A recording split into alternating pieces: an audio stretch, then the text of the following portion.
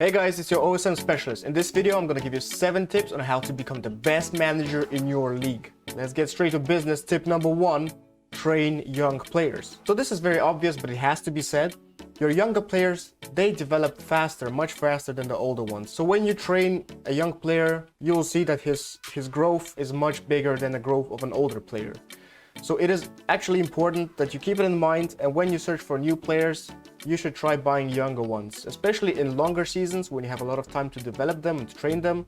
You should have a lot of young players in your squad. So for example here, if I need to train a striker, I would actually choose Maupai. He's the youngest, 24, which is actually also not ideal. I should have a much younger striker. In my defense, I got Nuri, who is 19 years old, left back. He'll train like super fast because he's 19. The younger your player is, the faster he'll develop. Now tip number 2 is quite the opposite of tip number 1. Have older players in your squad. So in OSM, it's always important to have balance in your squad. You can't only have youngsters all across the pitch. No, in every line, forwards, midfielders, defense, goalkeeper, you should have at least one experienced player.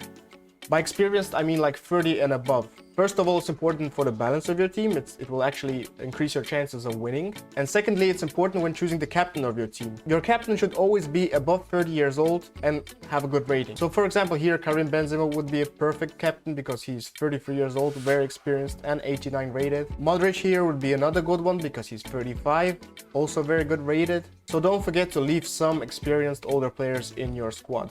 So tip number 3 is about your stadium. I would always recommend to start to develop your training facility first. It's the most important one, especially when it's not a tournament and it's a league, when you have a lot of teams and the season is very long.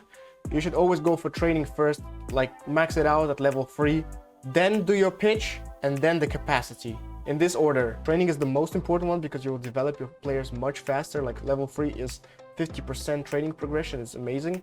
Then your pitch will higher the chances of you winning at home, which is also important for the league and the position of your team. And the capacity just lets you make a little bit more money, but usually no one has problems with that. Tip number 4, play friendly matches. It's sometimes even more effective than training your players because it also grows the rating of your players when you play friendlies, especially when you win them. So try to play friendlies against weaker opponents, and I'll show you now that it increases the rating of your team. For example, here, let's play against Leeds. They're a weak team.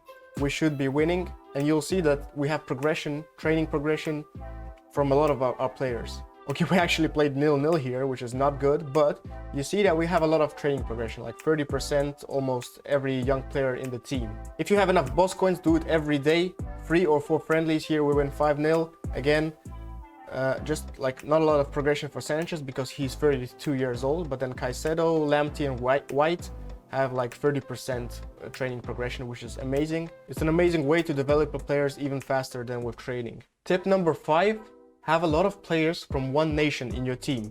Now I think not a lot of people know that, but when you have 5 players of the same nation in your starting 11, you have a higher percentage of winning the game. It actually increases your chances of winning. So when buying new players, you should try to look for good players of the same nation. So for example here, for Brighton, I concentrated on getting French players in my team. I have Griezmann, Maupai, Benzema, I have Nzonzi, Tolisso, I have Hernandez, I have Mendy, I have Kimpembe, I have Nuri. So I can get 5 or 6 French players in my starting 11 with no problem, and it will help me win my games. Now tip number 6 is not really a tip, it's more of a trick or a secret. Many people know that, but some don't. If you click on the jersey of any player, you can actually change their number. So you can choose any number, like Griezmann, I can change him to 37.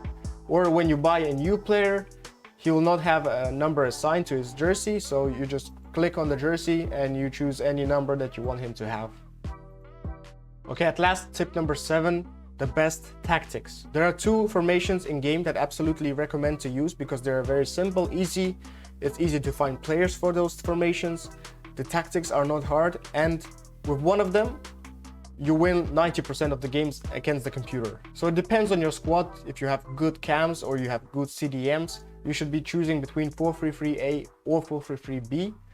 Like I usually use both of them during the season, but against the computer, I usually go for the 4-3-3-B, and it's the most effective tactic to win against the PC. Against teams who are not controlled by a human, 4-3-3-B. It's also good against other humans, against other players, but mostly effective against the PC. But it's important that you use the correct tactics with those formations. And I already have a video on my channel about the tactics for 4-3-3-B and 4-3-3-A.